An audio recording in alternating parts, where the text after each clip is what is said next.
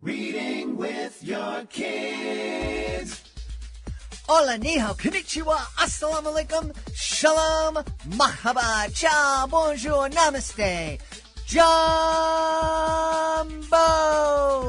bienvenidos, Merry Christmas. My name is Jedley, and this is a special Christmas edition of Reading with Your Kids. At Reading with Your Kids, our mission is simple but powerful, to bring families together through the shared magic of books and stories. Every episode, we sit down with fascinating folks who are creating books that open hearts and spark imaginations. Want to help us grow this mission? Please tell all of your family and friends about the show and let them know that they can hear us on the WREB AM/FM 24/7 radio network. And they can find us on the iHeartRadio app, on Spotify, Apple Podcasts, Good Pods, Podcast Addict, Amazon Music, Audible, Player FM, YouTube. Wherever you find your favorite shows, you can find Reading with Your Kids. Like I said, this is a very special episode of Reading with Your Kids, a Christmas episode. An original story created by members of CatholicTeenBooks.com. Anthony Kolenc, Corinna Turner, Andrea Jo Rogers, Leslea Wahl, Carolyn Astfalk, and Marie Kaiser got together to create this great story. It's called The Christmas Staff. My friends, it's that time of year. Christmas is here, and it's becoming a tradition here in Reading with Your Kids that we invite members of CatholicTeenBooks.com to come in and read an original story that they created just for us. Please welcome to the show, Tony Kolenc. Tony, how are you? Hey, Jed. So nice to be back with you and your listeners. Happy Advent and Merry Christmas to you. Absolutely. Tony has this great winter background with the evergreens and the snow, and he's down in Florida. So I don't know. That's the only snow I'm going to see down here, I think. Also joining us from the United Kingdom, coming back, it's Corinna Turner. Corinna, how are you? Hello, I'm good, thanks. Lovely to be back again. Great to have you back. Also joining us is Andrea Jo Rogers. Andrea, how are you? Great. Thank you so much for having us again this year. Yes. And Carolyn Astfalk is back. Carolyn, how's it going? Great. Good to be back with you this year again. Super happy to have you. And last but certainly not least is the woman who kind of put this all together. She lighted the spark many years ago. After she had come on to celebrate her own books. Leslie's been coordinating this for us. Leslea Wahl. Hey, Leslea, how are you? Great. You know, this has become such a fun tradition for us all. We always look forward to it, and it's fun to get the prompt from you and get working. And so thank you for continuing to have us. You're welcome. Leslea, talk a little bit about the process. It's not a story by committee. It's something I've been told this writing style is called an exquisite corpse, which is kind of a weird title for a Christmas story. Yes. So I know I was fascinated when you told us that a few years ago, but it is a fun process. So you start, like I said, with a prompt, and then I kind of put it out there in our big group because Catholic Teen Books, there's actually 18 authors. And so, see who can join in and has the time or interest. And those who want to participate, we kind of say, okay, does anyone want to start this story or end it? And then we just kind of go from there. And this year I was the one who decided to start it, and Tony will be the ending. But it's so fun because like the first person writes a little bit and then passes it on to somebody else. And it just keeps going on through all the authors till the final person. But none of us except the final author know how the story goes and ends until we are here today to record it. So it's always such a fun thing to see how it changes between the different authors and their ideas. Yeah, it's got a great energy. I really love it. And Tony, since you're going to be last up, tell us, what is the title that you all selected? We have selected the title, The Christmas Staff, because you gave us a prompt about somebody receiving a wooden staff on Christmas Eve. left anonymously at a church door. So the staff is what is going to bind all of our sections of the story together. And this is my first year writing the final piece. I kind of like it because, before you never know what's going to happen next, but I am the only one now who knows what's about to happen. I can't wait. There's a little bit of an evil smile going on there. All right, Leslea, let's get going here. And also, by the way, Marie Kaiser also contributed to the story. She's not able to be with us here. So Leslea, you'll be reading her section. Is that right? Yes, that's right. All right.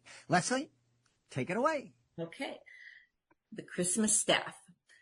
Part 1 by Leslea Wahl. Joe, would you mind doing us a favor? Mrs. Carter called. Joe Grant glanced up from the mind-numbing scrolling on his phone. He was tempted to tell her he was busy, but she looked rather stressed with a crying toddler clinging to one of her legs. Behind her, through the kitchen doorway, the twins were visible, huddled over the kitchen island. Their assistance with the baking appeared less than helpful. Fluffy white flour covered their clothes and hair as they belted their out-of-tune Christmas carol medley. He sighed.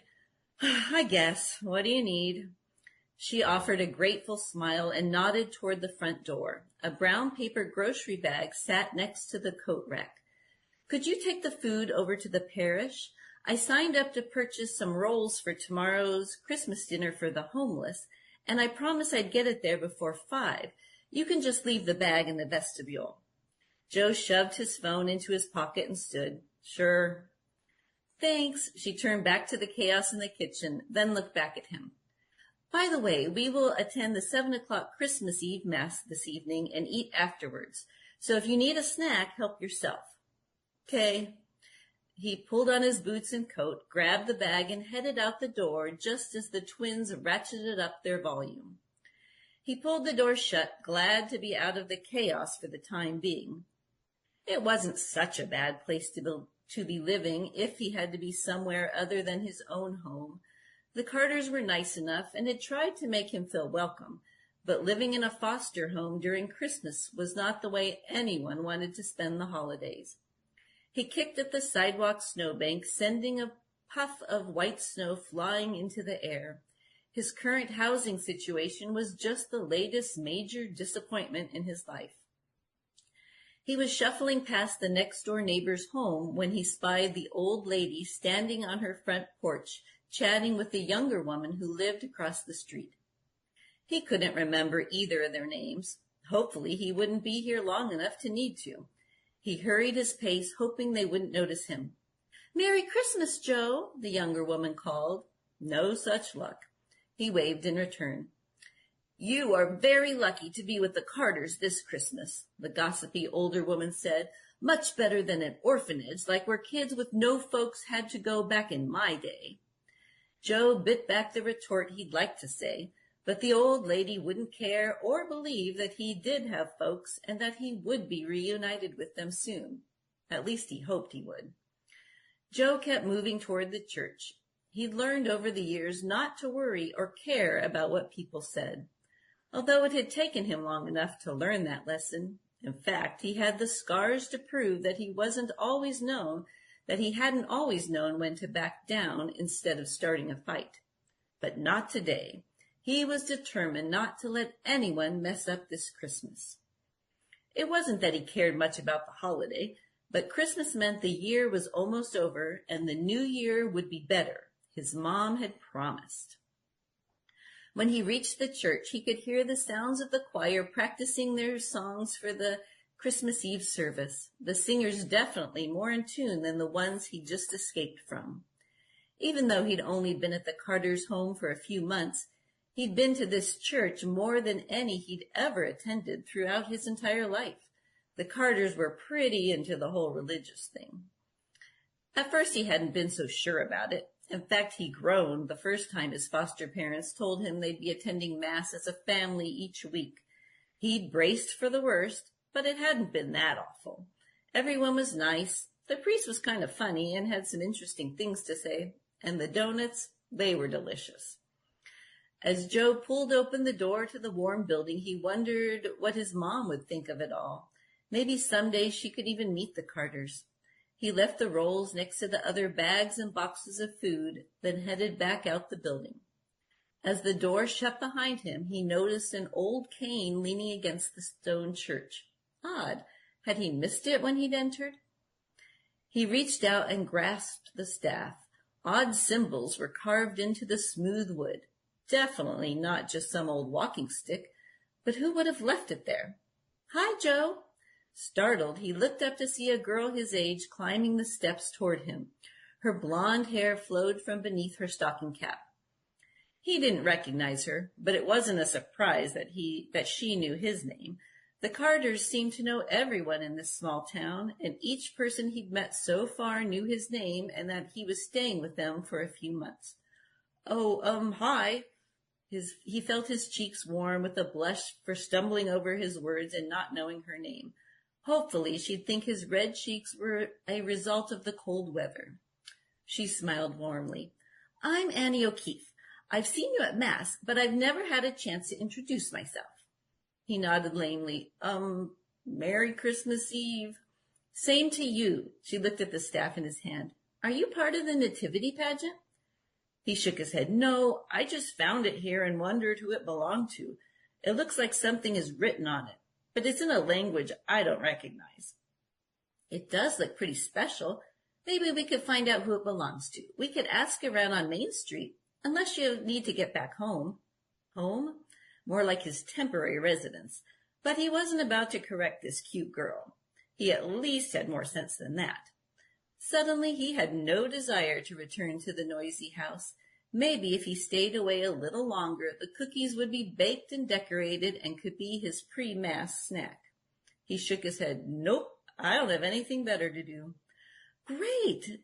Dimples formed in her cheeks when her smile widened.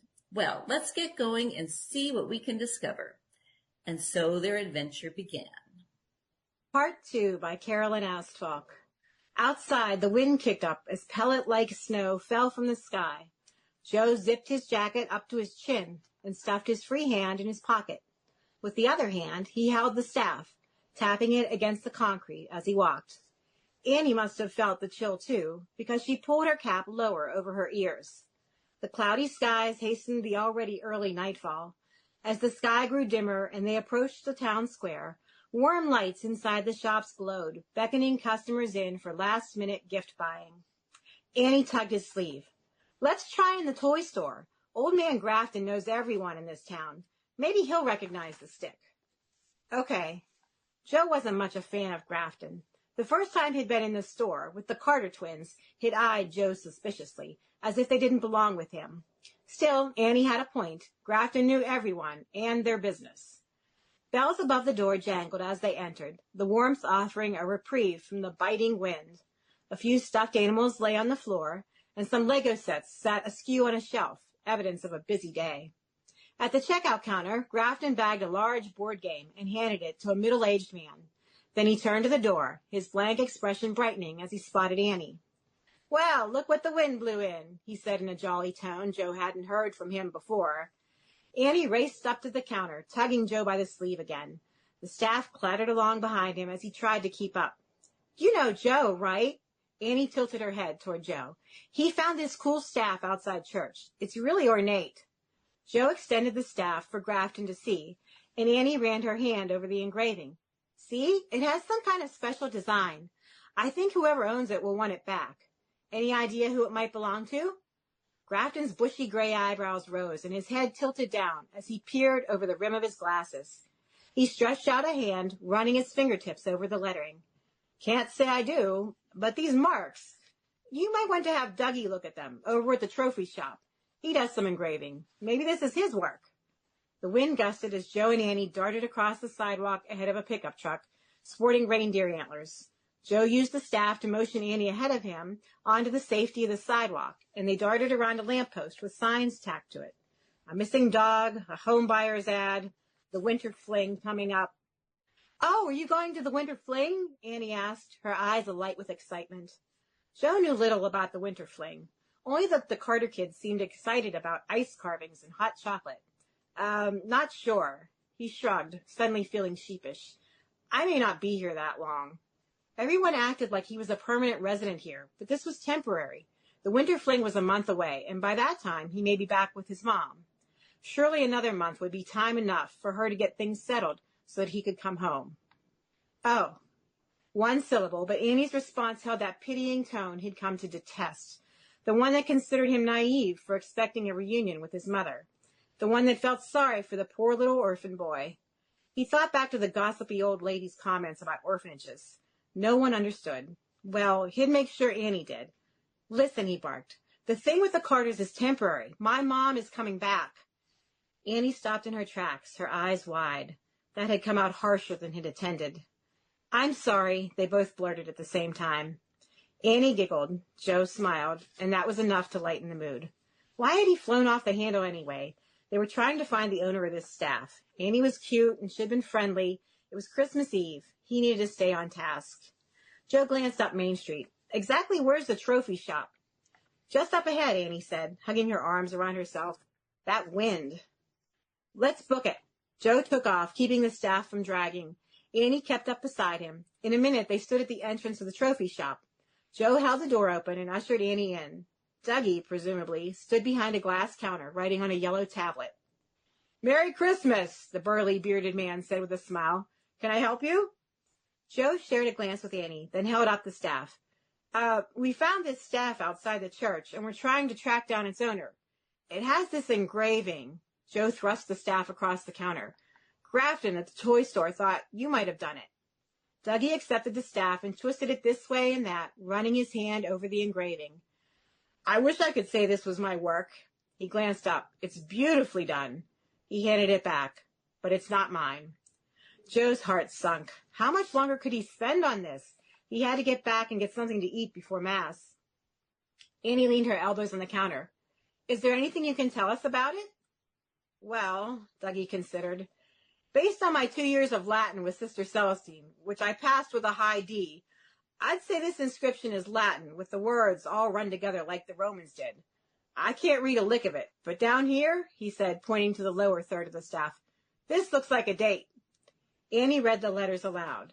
MCMLXXXV. That's 1985, Joe said. Annie glanced at him, an impressed look on her face. I don't know a lick of Latin either, but I do know Roman numerals. What you need is someone to translate that for you. Someone that got at least a B in Sister Celestine's class, Dougie joked.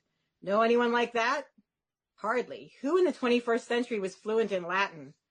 As a matter of fact, I do, Annie explained with a triumphant smile. Part 3 by Marie Kaiser.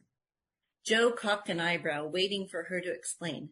My neighbor, Mr. Henderson, he lives just a few blocks from here. He's retired now, but he used to be a Latin teacher. Let's go ask him.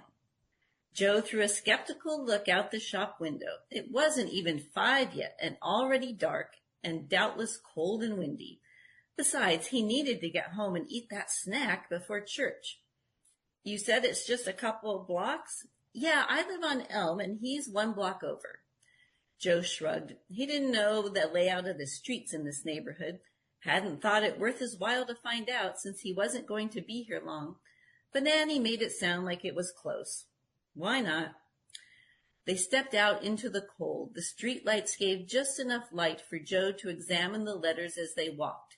They were an old-fashioned style that he hadn't recognized as letters at first, but now that he knew what he was looking for, he was able to make out a bunch of jumbled letters.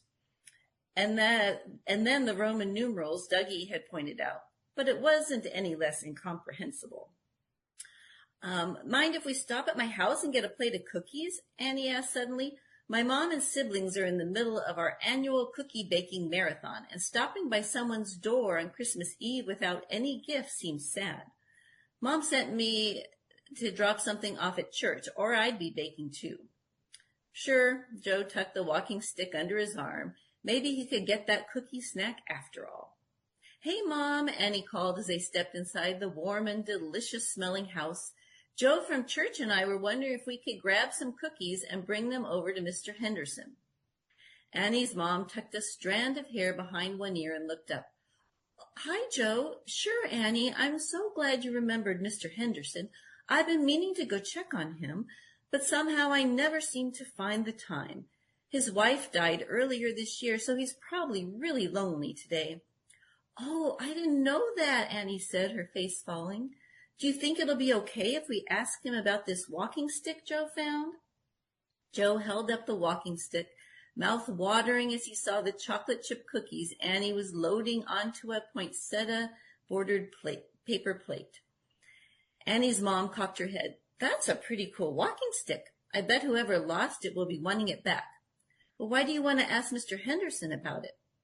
Joe looked at Annie, but she was busy wrestling with a box of plastic wrap. Dougie, the guy at the trophy store, thought that the writing was Latin, and Annie said, "Oh, I see. No, I don't think he'd mind." Annie's mom intercepted his longing glance and smiled. "Oh, help yourself if you want some, Joe. They're always best when they're warm." Joe grinned and grabbed a couple of soft, gooey cookies just as Annie finished wrapping the plate. "Thanks, Mom," Annie called as she headed out the door. "Thanks," Joe said through a mouthful of cookies and hurried after her. Part 4, Corinna Turner. Mr. Henderson's house was square, old-fashioned, brick-built, and 2 stories high. "No Christmas decorations," sighed Annie. "He must be really sad this year. He used to decorate the whole place." They clattered up the steps and rang the bell. No response. "The lights are on," said Joe. "Is he deaf?" "Not really." She rang the bell again as Joe sniffed, noticing a strange smell. "Smells like—" His eyes widened and he put his nose close to the door. "Gas." "What?" Annie pounded on the door with her fist. "Mr. Henderson," she bellowed, "are you okay?" "We should call 911, said Joe, tucking the staff under his arm and pulling out his phone. Before he could swipe it, a voice called faintly from inside the house. "Help!" Annie put the cookies down, lifted the mat, and grabbed the spare key, putting it in the lock and swinging the door open. The smell of gas poured out, but she plunged inside. Joe glanced around, spotting a woman walking a dog. "Call 911, he yelled, shoving his phone back in his pocket. "There's a gas leak." Then he dashed after Annie, clutching the staff in one hand. "Mr. Henderson," Annie was calling, "where are you?" "Up here." They took the stairs 3 at a time, and there was the old man lying in the bedroom, a toppled freestanding wardrobe pinning him down. They rushed forward at once, Joe grabbing the wardrobe, while Annie tried to slide the old man out. "Higher!" gasped Annie. The wardrobe was huge, old, and heavy. Joe heaved again, then gave up and put the staff underneath for a lever, throwing his weight against it. Finally, the wardrobe lifted slightly, and Mr. Henderson slid out from underneath. "I just decided to put up the Christmas lights after all," the old man said, shaking as Annie helped him sit up. "I felt like I simply had to, so the grandkids wouldn't be disappointed. I climbed up on the chair to get them from on top of the wardrobe, and I just don't know what happened." Joe dropped the staff and hurried to the window, trying to open it, but the old metal latch was too stiff. What if pushing it hard caused a spark? The smell of gas was so strong. Suddenly, the "no cell phones" sign at gas stations leapt into his mind, and he gulped. He dashed back to them and got a hand under the old man's other armpit. "Come on, let's hurry up." "It's okay, Mr. Henderson," Annie said, as they got him to his feet. "But we need to go outside now, okay?" "Oh, I can't put the lights up yet, dear," protested the old man, "though it's very kind of you to offer to help. I've just got to have a cup of joe and a sit-down after this." "The house is full of gas!" Joe half yelled, his cell phone feeling like it was burning a hole in his pocket. "Can't you smell it? We've got to get out now." "Gas?" The old man sniffed. "I haven't been able to smell anything since that cold a few years ago, I'm afraid. But if you're sure—" He finally took a step towards the stairs, still seeming shaken, but with Joe and Annie steadying him, they made their way outside. "We should open the windows," said Annie, once they had Mr. Henderson to the front door.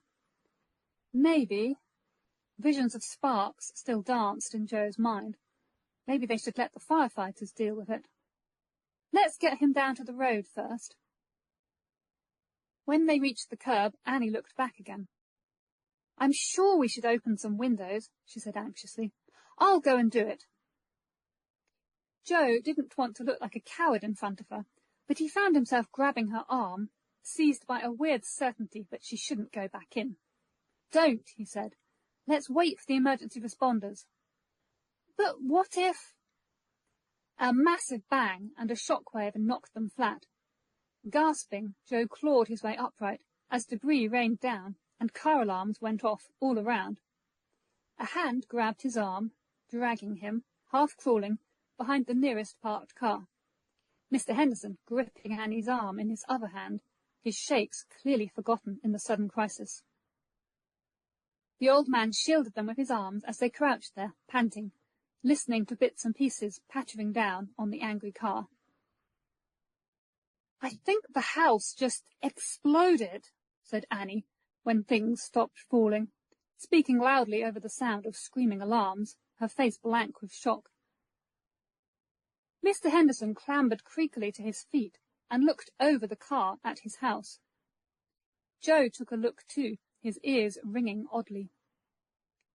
He expected the house to look like a tornado or a T-Rex had torn through it, but smoke poured from the door and the shattered windows, but the house still stood there, looking fairly sturdy and unaffected. "Oh, Mr. Henderson," Annie quavered, "I'm so sorry your house blew up." "And on Christmas Eve," added Joe stupidly. "Oh no, why had he said that? Why rub it in?" Maybe they can fix it," he stammered. Mr. Henderson began to laugh hoarsely, leaning against the car. Annie and Joe exchanged dazed looks. Mr. Henderson just chuckled some more. "Oh, the Lord, he works in mysterious ways," he said at last, wiping his streaming eyes. "I've been wanting to move so badly to this quiet little retirement complex in the countryside. But my children just couldn't bear to lose their family home, the place where they grew up with their mother and me. And I just couldn't bring myself to insist, though the place was just too big. But I couldn't bear living here any more. I just wanted to put a few things in a box and go. And now," he began to laugh again, wheezing slightly, "I guess I can do it."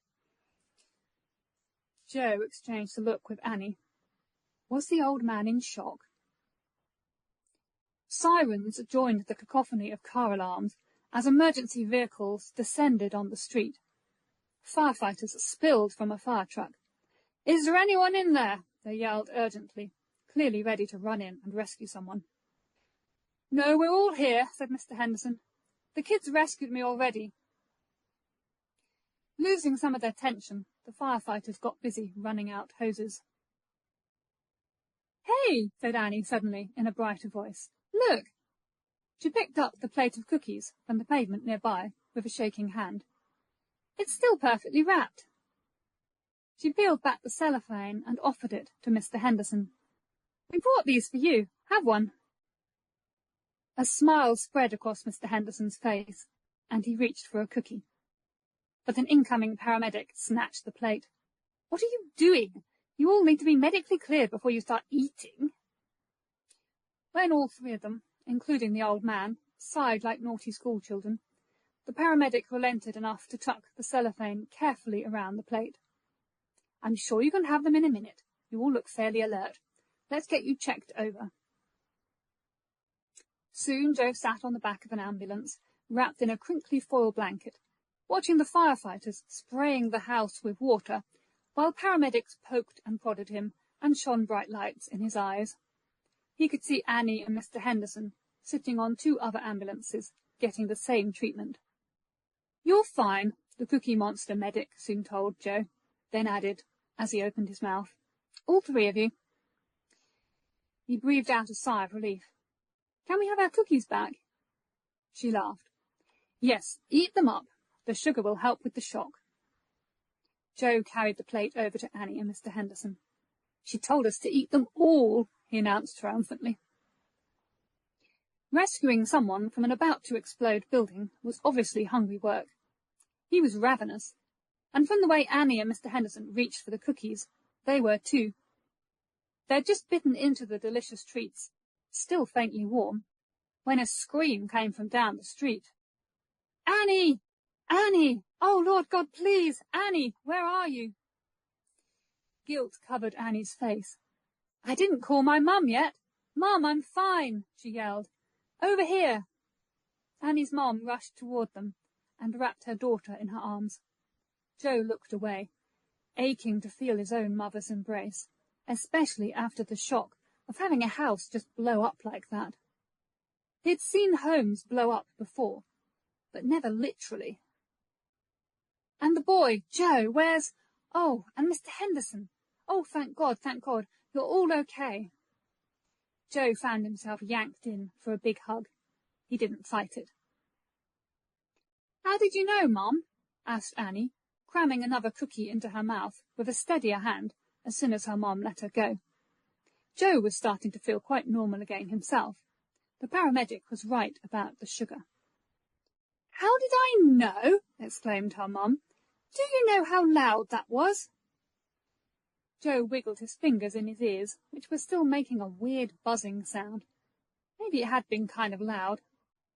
Across the street, house windows were broken, and the occupants didn't seem as happy about it all as Mr. Henderson was. "And if that wasn't enough," Annie's mom went on, "this flew straight through the window and whacked into the kitchen wall." She held up the staff. Annie's jaw dropped, and Jo stared. "All that way?" said Annie. "Is it damaged?" asked Jo. "Damaged?" echoes Annie's mum. "Who cares about the stick of wood?" She shoved it at him. Jo took it and looked it over. Unharmed, just like the three of them and all the neighbours. The paramedic had spotted Annie's mom and come over to speak to her. "They're fine," she assured her. "Not a scratch on them. Bit of a Christmas miracle, to be honest. We're having a crazy night. Fires at the toy shop and the engravers. Now this. But nobody hurt. Not a soul. Crazy. Anyway, you can take them home whenever you like. No need for Christmas Eve to be spoiled." Jo's throat tightened as he realised the woman assumed he was Annie's brother, and her mom was his mom too. "You've got a wonderful daughter, Molly," said Mr. Henderson, as the paramedic moved back to her vehicle. "And this young man is a very fine addition to our community too. If not for them, I would have been inside the house." He looked from Annie to Jo. "Thank you. Heroes, both of you." Jo felt his cheeks go fiery hot. Annie was blushing furiously. Jo stammered something about anyone would have done it, while Annie mumbled something similar. Annie's mum alternated proud looks at Annie, and at Jo too, with sick looks towards the still smoking house, clearly imagining what might have happened. Then she gave herself a little shake. "Mr. Henderson," she said firmly, "you must stay with us tonight. It's too late to travel to any of your children now. Come on, let's go. There's nothing you can do here right now. Jo, come with us, and I'll drive you home." Jo almost opened his mouth to point out that he was only living 3 blocks away and could walk. But Annie's mum had that look on her face that adults wore when they'd made up their mind about the right thing to do, so he shut his mouth again and gave Mr. Henderson the staff to use. The old man walked with Annie's mom, only leaning on the stick a little as he talked animatedly, his voice drifting back to Jo and Annie as they followed along. No, really, I feel such a sense of relief. That house had become an absolute millstone around my neck. But your photographs! My son digitized my entire collection a decade ago. I'm sure I'll feel a little sad about a few things in due course, but honestly, I just feel free. I can go to that quiet little place and concentrate properly on preparing myself. For what? asked Annie from behind. Why, to stand before my Maker, of course. Annie's eyes widened. Oh, no! Are you sick? Mr. Henderson paused and turned to tap her gently under the chin, as though she was far younger than she was. Not sick, Annie dear, just 83, and knowledgeable about the human life cycle. He smiled at both their shocked expressions. Really, that explosion just lifted the most enormous weight from my shoulders, however crazy that sounds. He walked on with Annie's mum. Joe looked at Annie again. He didn't even know what to think about what Mr. Henderson had just said, and he had something else on his mind. Did you hear what the paramedics said? Whispered Annie rather loudly, as though reading his thoughts. About the fires? Yeah, so weird. Joe wiggled a finger in his ear again. Was he talking too loud as well? It must be something to do with the staff. You don't think it's cursed? Annie frowned. You found it inside the churchyard. That's holy ground. I don't think it can be cursed. Maybe it's special somehow, and something evil is trying to destroy it. Joe frowned. Was the staff special? He watched the old man walking with it, as though it were just a normal stick. Nobody was hurt, he said eventually, and they probably should have been. Maybe it is special. He thought about that for a few more steps, then added, I guess that means we need to protect it. Next section, Andrea Jo Rogers. Annie nodded her head. Absolutely. Perhaps we found the staff for a reason.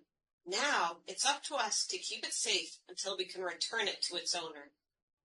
Joe kicked at a small mound of snow on the sidewalk.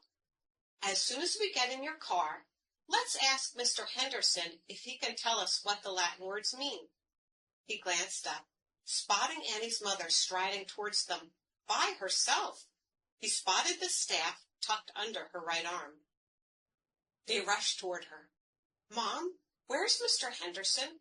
I thought he was coming home with us. There's been a change in plans.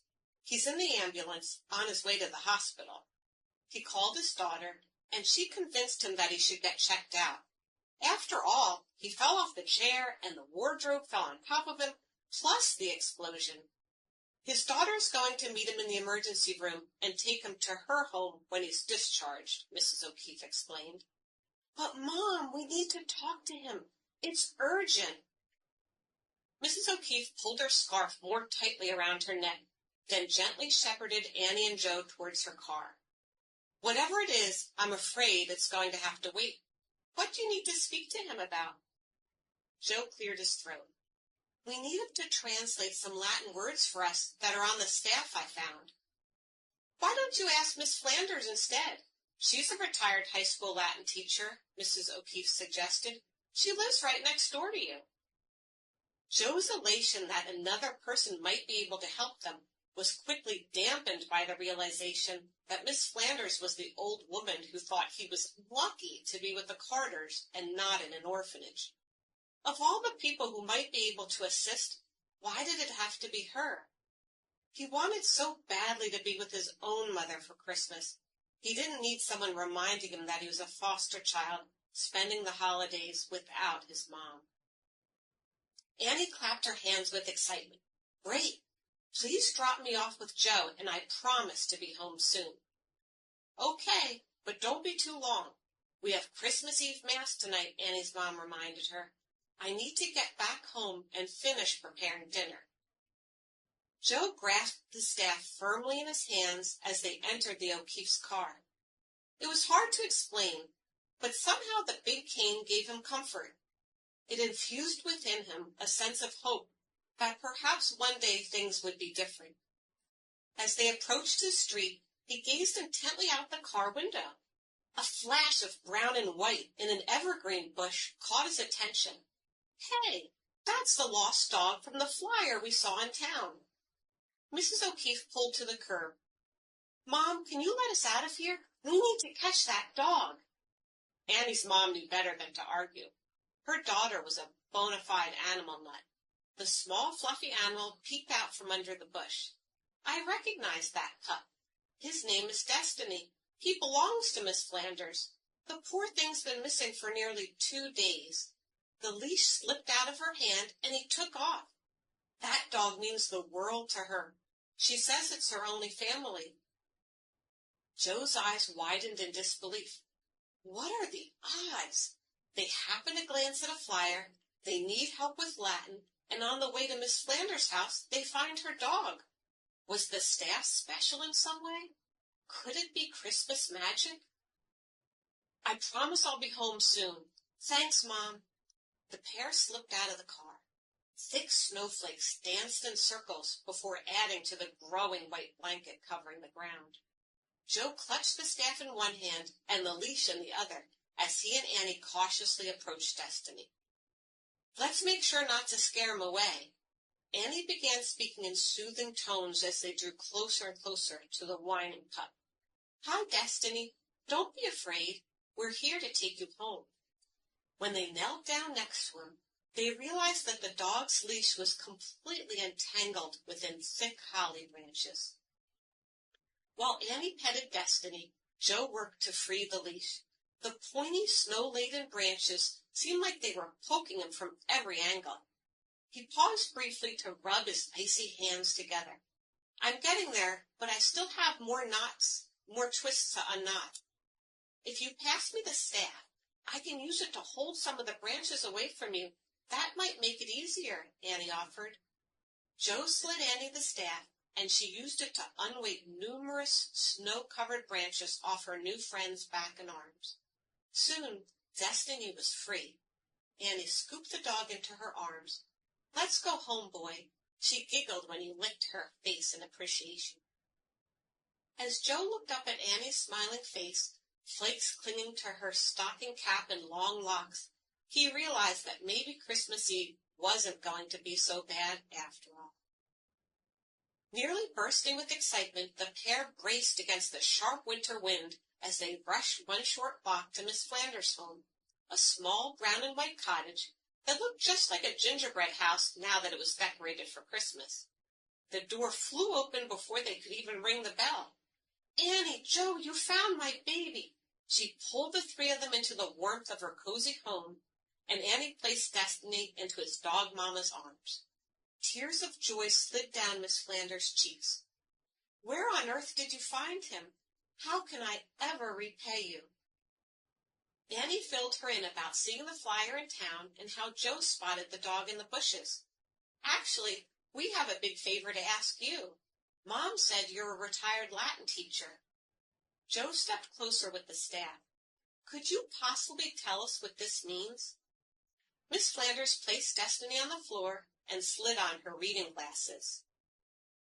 "Fortis est ut mors delectio." Well, the first part is really a bunch of words. Fortis est ut mors delectio is a Latin expression meaning love is as strong as death. I believe it originates from the Song of Solomon. Joe pulled out his cell phone. "You're right. It's from chapter 8, verses 6 to 7. "Love endures," Annie said quietly. "And it withstands challenges even in the face of adversity," Miss Flanders added. "You children have given me a tremendous gift today. Not only did you find my precious Destiny, but you reminded me of the strength of love. To be honest, I was feeling glum this holiday even before I lost my dog. I've always struggled this time of year. I lost my parents in a house fire on Christmas Eve when I was 14 years old. No one wants to adopt a teenager, so I was sent to an orphanage." Joe's heart sank to his toes. Earlier, he judged Miss Flanders when she told him he was lucky to be with the Carters and not in an orphanage for Christmas. Now, he realized she was speaking from personal experience. Suddenly, she didn't seem like a gossipy old lady anymore. She was a kind woman who had faced struggles similar to his own when she was his age. Miss Flanders scooped Destiny back into her arms. "My dog is my only family. I was looking for a message of hope, and you children brought it to me engraved into a staff. Simply amazing." Annie smiled. "It looks like you and Joe have something in common. By the way, Do you know what Viunius means, or who the staff might belong to? Would love to get it back to its rightful owner for Christmas. Miss Flanders shook her head. I'm afraid not. I'm not familiar with that word, and I've never seen the staff before. Joe swallowed his disappointment. Just when they seemed so close, the staff's identity eluded them. Thanks so much for your help. Miss Flanders looked thoughtful. Joe, I realize that the Carters are your foster family until you can be reunited with your mother. In the meantime, I would feel truly honored to be your foster grandmother. A warm feeling spread throughout Joe, starting from the area of his chest and radiating to his fingers and toes. I would love that, he exclaimed, hugging both Miss Flanders and Destiny. Part 6 by Tony Kolenc. Annie patted Joe's shoulder after his epic hug had finished. That was sweet, she said, gazing at him with the warmest smile he'd ever received from a cute girl. Somehow this Christmas Eve really was turning out to be one of the all-time best. The only Christmas to beat it had happened 5 years ago, before Dad died. That was before Mom had got remarried to Joe's stepdad, who was working on an oil rig off the coast of Africa for the next 6 months. That was also before Mom started turning to bottles of wine to console her. Miss Flanders wiped her eyes and sniffled. Then her forehead scrunched up. I must have left the oven on after I took the fish out. I'll be right back. She headed into the house. What do we do now? Joe said, as Annie put on her mittens again. We still haven't found out what Viunius means or who the staff belongs to. Annie's enthusiasm faded. Yeah, about that. Maybe we should stay here with Miss Flanders for a while. Every time we leave some place with that staff, a fire breaks out. She had a point. Also, Miss Flanders' house stood dangerously close to his foster family's home. If it exploded, it could blow up Mrs. Carter and the twins. Still, they couldn't stand here all night. Not with Christmas Eve Mass starting soon. That's when Joe noticed the blue SUV parked in front of the Carter's house. He'd driven in that car a few months ago. I wonder what Miss Jones is doing here, he said. Annie looked around. Who? Miss Jones, the social worker who dropped me off with my foster family. Oh, Annie paused and sniffed, as Miss Flanders had done. Wait, what's that smell? Joe took in a deep breath before the truth dawned on him. Miss Flanders must have gone inside to check her oven because she'd caught a whiff of gas. That same deadly odor was now streaming out her front door, which stood partly open. Sirens rang out from down the block, heading in their direction. Stay here, Annie. Joe sprinted into the house, leaving the door wide open to let in the fresh air. Miss Flanders! He shielded his nose from the strong smell and found his way to the kitchen, where the elderly woman slumped on the floor, probably overcome from the fumes. His head spun with dizziness. He bent down and lifted Miss Flanders into his arms. Pulling her slender frame to his chest, he stumbled toward the front door. He'd barely made it there when a brawny firefighter stepped inside and took the woman from his grasp. Come on, the man told him. We got to get out of here. Back on the porch, Annie took Joe's hand and helped him down the steps toward an ambulance, with Destiny following obediently behind. Within moments, the same paramedic woman from Mr. Henderson's house stepped over to help him. You two again? Joe nodded and coughed. That would be us. The paramedic, whose name was Cindy, examined Joe for the second time that day as she chatted excitedly about the 3 emergencies she'd already worked that evening. Annie held the staff high. What the heck is going on tonight? Do you believe in curses? Not at all, Cindy pointed to Miss Flanders' house, but I do believe in defective gas valves. Joe stared at the woman. Defective what? Cindy frowned. Just before we sped over here, the fire chief shut down the gas main for this entire area. Back in November, a private contractor installed new gas valves in some of the homes and businesses round here. It's part of a new safety program. She chuckled. Real safe, huh? The first winter freeze of the season, and they're malfunctioning left and right. Before Joe could ask any follow-ups, a startled cry alerted him to Mrs. Carter rushing down her front steps with the twins close behind. The panicked woman's head bobbed from side to side, taking in the fire trucks and chaos, before finally resting on Joe with relief in her eyes. Behind the Carters, 2 other women hurried toward them too. Joe looked once, and then again, before believing what he was seeing. Mom? She looked more fragile than before, and her hair was a lot shorter than on that day 3 months ago when the judge had sentenced her to jail for driving her car under the influence of alcohol again. But there was no doubt this was Mom, and she was smiling through her tears. Miss Jones arrived, with a bounce in her step. I have a Christmas present for you. At the same moment, Mom swooped in and scooped Joe into her arms, bawling tears on his shoulder. I'm so sorry, Joey. So sorry. He looked up at Miss Jones as Mom clung to him, weeping. He could barely speak himself. I don't get it. Mom wasn't supposed to be home from jail until the end of January. Miss Jones flashed him a grin. This morning the judge signed an order releasing your mom and a few other prisoners to get them home in time for Christmas. Annie drew near and touched his arm. It really is a Christmas miracle.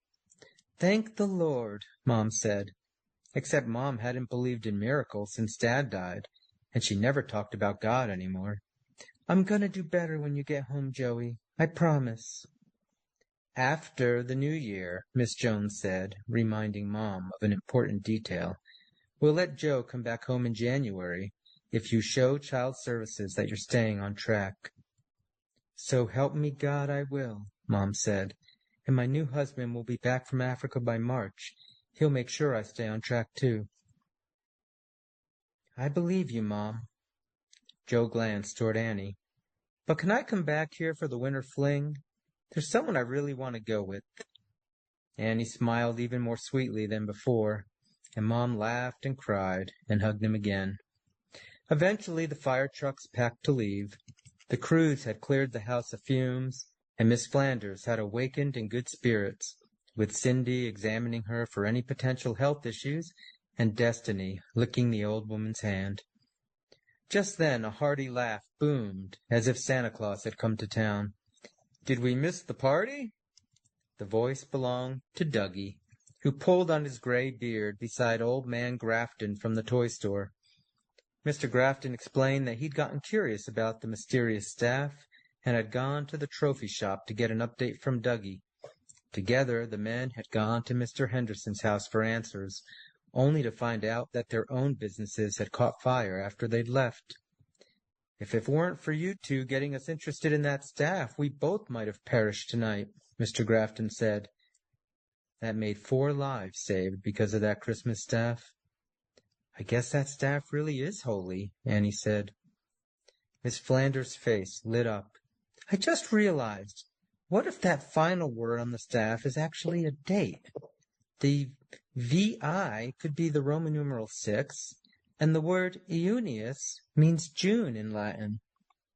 Annie beamed with delight.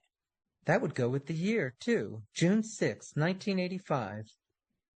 June 6, 1985. Mom's face grew pale. That was your father's birthday, Joey. She was right, but why was Dad's birthday engraved into an abandoned staff on Christmas Eve? It had a scripture verse on it, too, Annie added. The verse said, Love is as strong as death. Unbelievable, Dougie said. Let me see that staff again. It's right here. Annie pointed to an area of melted snow and, it's right here. Annie stepped over to the snow-covered grass, but only stared at the ground. Joe ran to her side. What's wrong? Look. Annie pointed to an area of melted snow in the shape of the staff, as though they had superheated and disappeared into the brown grass beneath. It's gone, Joe. Maybe one of the firemen took it, Mr. Grafton said. But Joe's heart told him that wasn't what happened at all. I think Dad left that staff at the church for me to find, and now he's taken it back to heaven.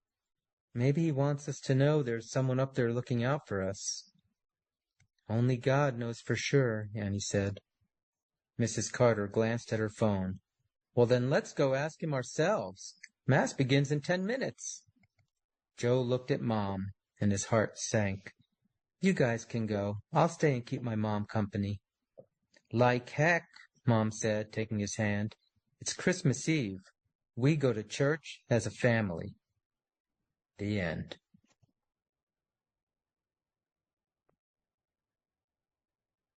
That was incredible. Thank you so much, guys. I love the twists everywhere, little twists, and it just makes the story so much fun. Yeah. It's always interesting how the ending person can tie everything together. Great job. That's yeah. really You guys left me a lot of stuff to have to tie up there. Hey, let's tell everybody where they can go to find out more about you and also about your organization. Tony, first up, where's your website? I am at AntonyKolenc.com. There you can find out about all my different books, including the Harwood Mysteries, which are great for teens. Yeah. Corinna, where can we go to find out more about you? You can go to unseenbooks.com. Quite a lot of different series for teens on there. Andrea, where can we go to find out about you? AndreaJoRogers.com, and hopefully there'll be something there for everyone. Excellent. Carolyn? Yeah, you can find me at CarolynAstfalk.com, where I have a little bit for teens and some for adults too. Excellent. And Leslea, where can we go to find out more about you and also about the Catholic Teen Books Group? My website is LeslieWahl.com, and all of our website links are at CatholicTeenBooks.com, which you'll find all 18 of the authors there with lots of other things for teens, and we have so many different genres and book packs. And right now, so it's a great place for families to find all kinds of great books that for all different age levels. We've had a great time experiencing a wonderful Christmas story. It's called The Christmas Staff, and it was by our friends at CatholicTeenBooks.com. Merry Christmas, my friends!